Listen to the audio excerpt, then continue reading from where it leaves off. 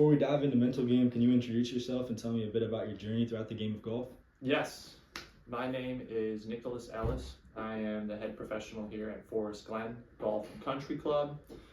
My journey in the game of golf started when I was 18 years old. I had played baseball, hockey, soccer, and any other sport really that you could think of at the time. And golf was never really on my radar. But what happened was, in my spring of my senior year, I didn't really have any sort of direction in sports that I wanted to go. And so my dad actually told me, why don't you go try play golf? Maybe you get some free lessons, you get some free range time, you get on the course. It's probably a game you're going to be playing for the rest of your life, or that you may need as in business or in whatever else you do in your life. So this might be a good opportunity to go play. So I went out, joined the team, luckily made the team as a senior on the JV squad, and worked my way up into the varsity team. But I had become totally addicted to the game. It was one of those moments where you hit a good shot in front of some people, in front of your classmates, in front of your friends, and that feeling, I guess that sort of energy was something that I was chasing for the rest of the summer and still to this day at times. Absolutely. First question, what's a common mental barrier you see in golfers from high school to the pros? Common mental barrier I see from high schoolers to the pros, I would say trust. I think that it's really hard to trust something that you're unfamiliar with or that feels unique. And in golf, a lot of times we always revert back to what's comfortable. And so being able to trust something that is uncomfortable for just a short period of time is always a big barrier that I see with my students. And you just listen to some of the pros, and whether it's their news conferences before a tournament or on social media, you know, anytime they go through a little bit of a swing change or a swing tweak, they're constantly having to rebuild that trust again on whatever they're working on. Yeah. How important is confidence, and how can you go about building it? Confidence in golf? Yeah. It's everything, really. I mean, how many golfers do you know that are going to step up to a par 4, par 3, par 5, any hole, and say, okay, you know, if I hit, they expect to hit it in the water, but they also expect to make a good score. I mean, you have to focus in on getting the good score, hitting the good shot. If you leave any sort of doubt in your mind, then usually that's what happens. So being confident in yourself and going back to what I said earlier, trusting it is, in my opinion, some of the most important pillars of the golf game. And how important is it to have patience throughout the game, whether it's during a round or just overall becoming a more skilled player? Extremely, extremely, because one tip that I had received from one of the first lessons that I took as a PGA professional was to envision your game almost as like a stock market, like a stock price. It goes down, then it goes up, then it goes down, then it goes up. And as long as the trend is continually going up, then you know you can look back from where you started to where you are, and that is progress.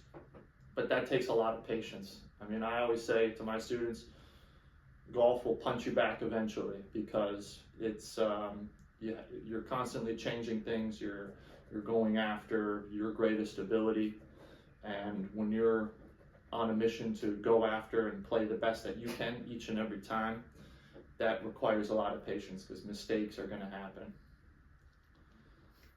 If you could go back and specifically coach your younger self, what advice would you give? What would I give my younger self? That's a really good one. I would say to myself to probably focus more on tempo and balance, and not so much having a perfect golf swing, because I think if I can laser in on my tempo and my balance and making sure that that's consistent throughout the swing, then I'd be able to naturally find my swing faster. Yeah. Some people say they're a scratch range golfer. How can players take what they do on the range and translate it onto the course? That's a good one too. There definitely are. Sometimes I'm a scratch range golfer. When I don't get out there and play a lot, it's going from the range. What I tell my students is from the range to the course are two totally different games, and that's kind of what you're asking right here. It's because there's no pressure, there's no consequences. You can hit one off the map on the range, and nobody notices, right? So you swing freely, and there's no consequences for hitting a bad shot.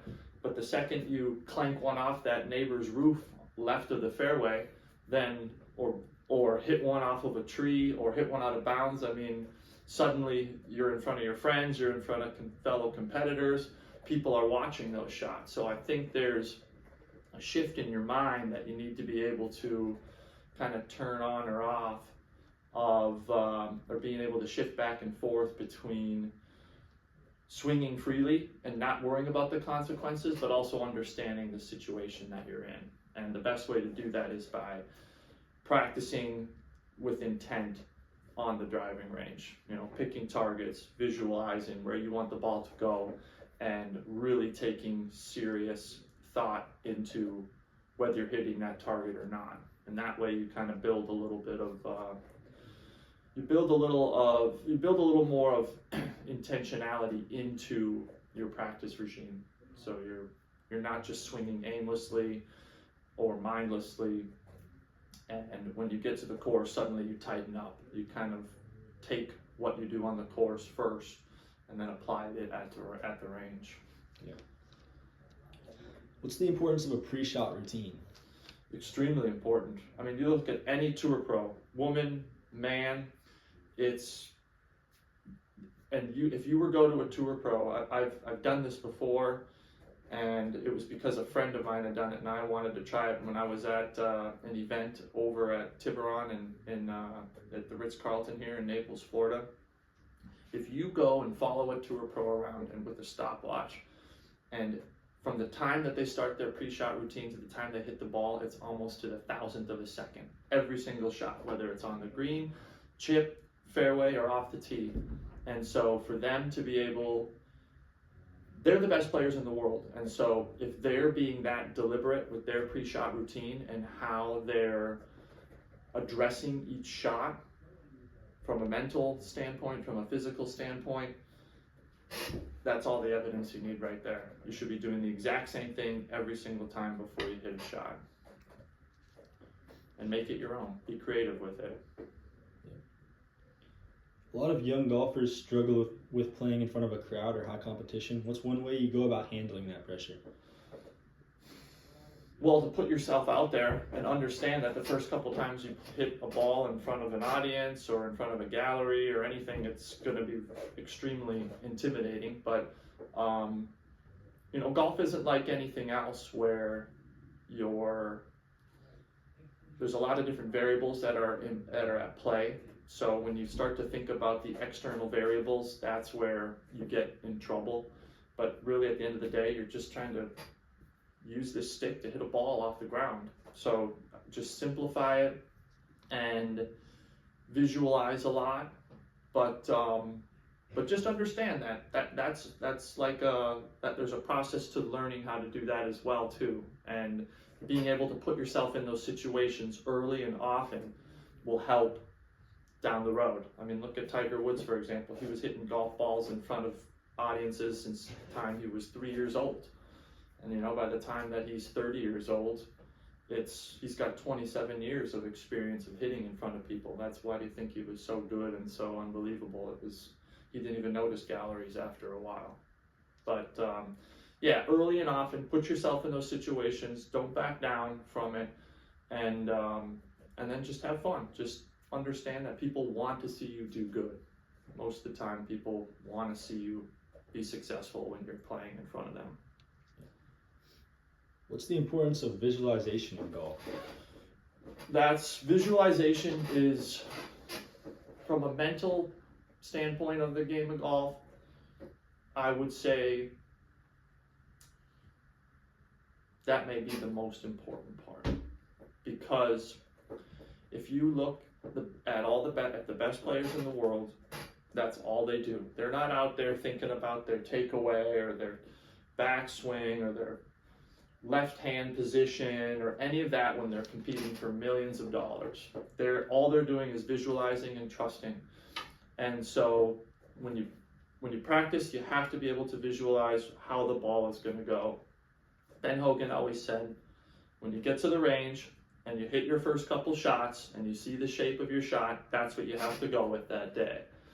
And the best players understand how their ball is going to move or where it's going to go based upon the swing that they know how to repeat for that day.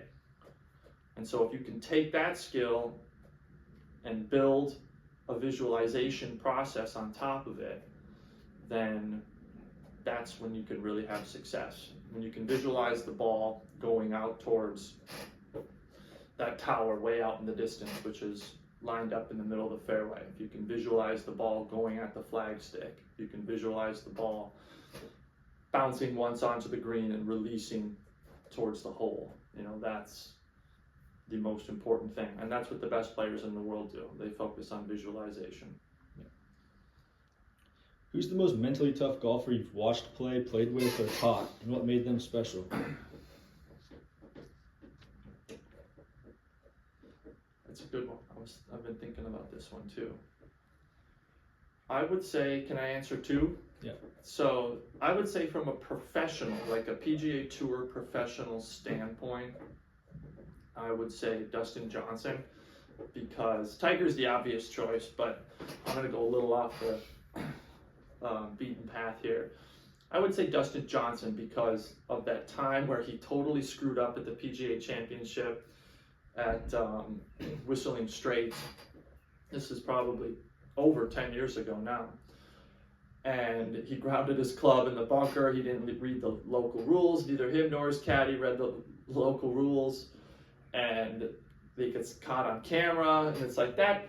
Some guys don't ever recover from something like that. I mean, I felt really bad for him. But sure enough, he actually got better. And as his career went on, he's won major championships. He's won WGC events when they had those back in the day. I mean, he's won tens of millions of dollars in his career since that moment. And so I think for him not to get down on himself and understand that this was just a stupid mistake. We didn't read the rules. We didn't take the extra 5 minutes to prepare that week when we should have. For him to just push all that off to the side and to come back and win tens of millions of dollars years after that is pretty impressive. Now, with somebody that I've played with, one of the best local pros in this area, and one of my good friends, Evan Bowser, has an unbelievable mental game. He's the perfect example of pre-shot routine, visualization, trust, confidence, understanding that what happens on the course. I've seen him hit unbelievable shots and then come back and hit 5 more unbelievable shots in a row. And it's very, very impressive to watch. And when he has a bad hole, you can almost guarantee that the next hole is going to be a birdie or a tap-in par or something along those lines. But yeah, both of those players from 2 different levels. But those what I would say are probably the most mentally resilient people that I've played golf with or that I've seen play golf. Yeah, that's great.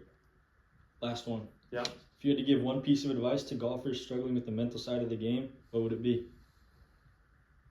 Learn to love it. Learn to love the mental side of the game, because in my opinion, I would probably say 90% of golf is mental.